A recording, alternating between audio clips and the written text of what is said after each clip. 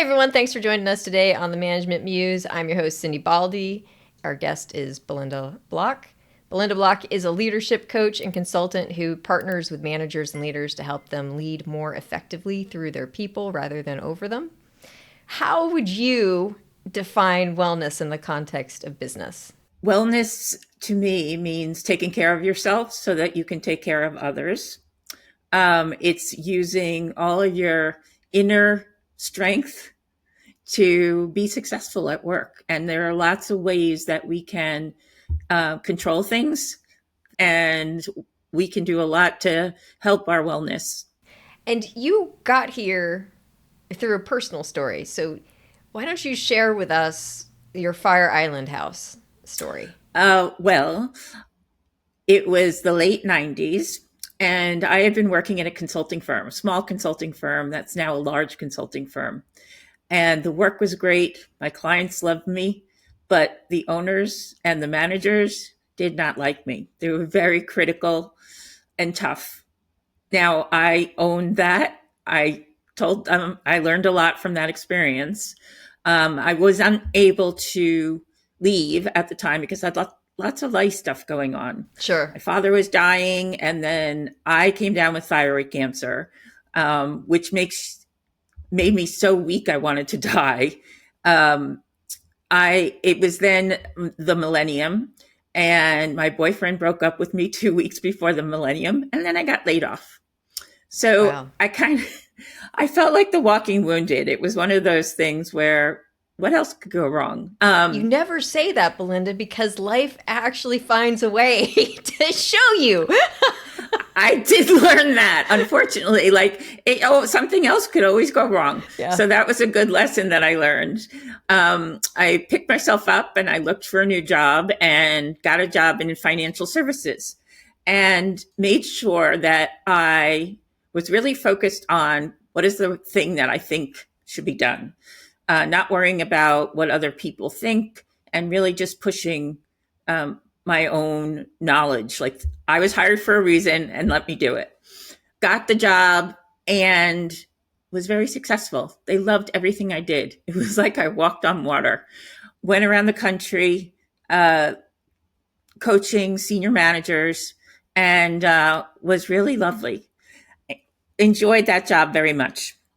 Then came Hurricane Sandy in 2012, and the house is on a barrier beach off the coast of Long Island. There's no cars. It's a lovely place, but it's a very thin barrier beach.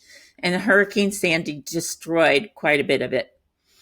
My house was damaged. It was uninhabitable. And finally got somebody to fix it and enjoyed being there. Now, my house was a little cottage behind a huge house on the ocean. And there's a little bit of luck in the story, which is the government decided to do a dune preservation project, and they took the house in front of me away. And left And yours. so Yeah. left mine, and now I'm 100% waterfront. So Wow. I used to cry every time I went out there.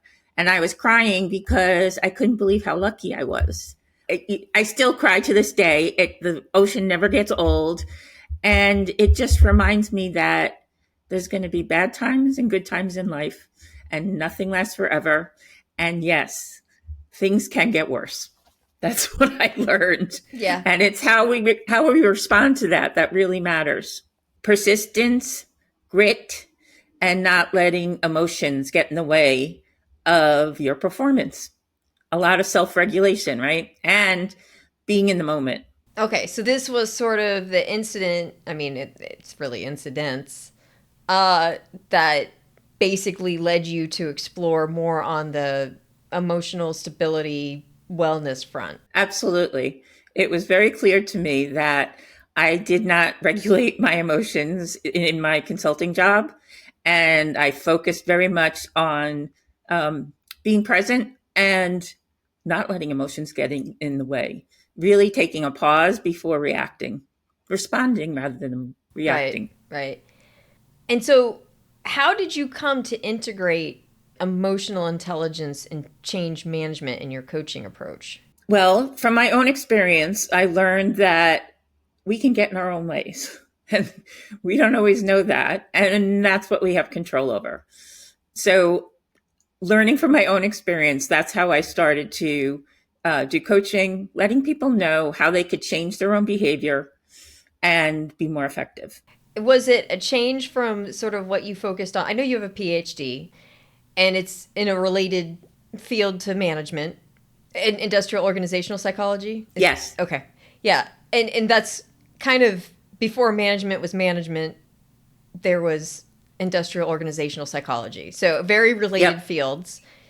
Mm-hmm. And was wellness always sort of where you went, or did you have a different focus and then these life experiences made you sort of refocus in this direction? I think I was very focused on behaviors before all of this experience. So, really giving feedback about their behaviors, how they're coming across, and letting people know that they could change their behavior. When I went through this experience, I thought that it was important to dig a little bit more and understand what people were going through when they were having emotional responses. So it wasn't enough just to say, you're having an emotional response now. It's what's going on for you, what's going on in your head. And so, yes, it did guide me in that direction to really not just focus on what we see, but helping understand the cause of what we see. And how do you coach managers to develop self-regulation, empathy, and healthy boundaries, which are, and you can take those in pieces, whichever piece you want to talk about? What I have found is that whatever is occurring out in the office that may be not to the benefit of the coachee usually happens when I'm coaching somebody. For example, I had a coachee who was a chief financial officer at a major biopharmaceutical firm. And she came across as a little bit too forceful. She had no idea that she was coming across too forceful. She thought that she was just fine. And I had gotten a new iPad that I was using to take notes while she was talking. And I couldn't figure out how to use it.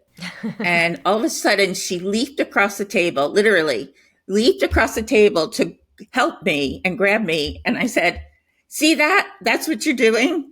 That's what gets in the way of your success. It's intimidating and it makes the other person feel like they can't accomplish anything. This is what we need to work on.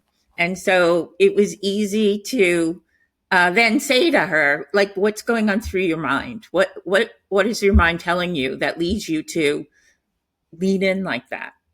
So that's where that comes from, really teaching people how to observe their own behavior, which is called self-monitoring, evaluate their own behavior. Is this working for me or is it not? And then rewarding themselves for positive behavior. And I find the reward is really helpful. In that particular case, do you recall what was going on in her head? I mean, I have guesses sitting here. She wanted to be helpful. Yeah. That she wanted to be helpful. That was it. And she was enthusiastically helpful, and that came out as aggressive. Exactly. So we want to make sure that your behavior matches your intentions. Her behavior did not at that point. Her intention is to be helpful, and she's like coming across the table at me too closely. And that's what she was doing in the outside world too. So we talked about that and other ways for her to respond more effectively.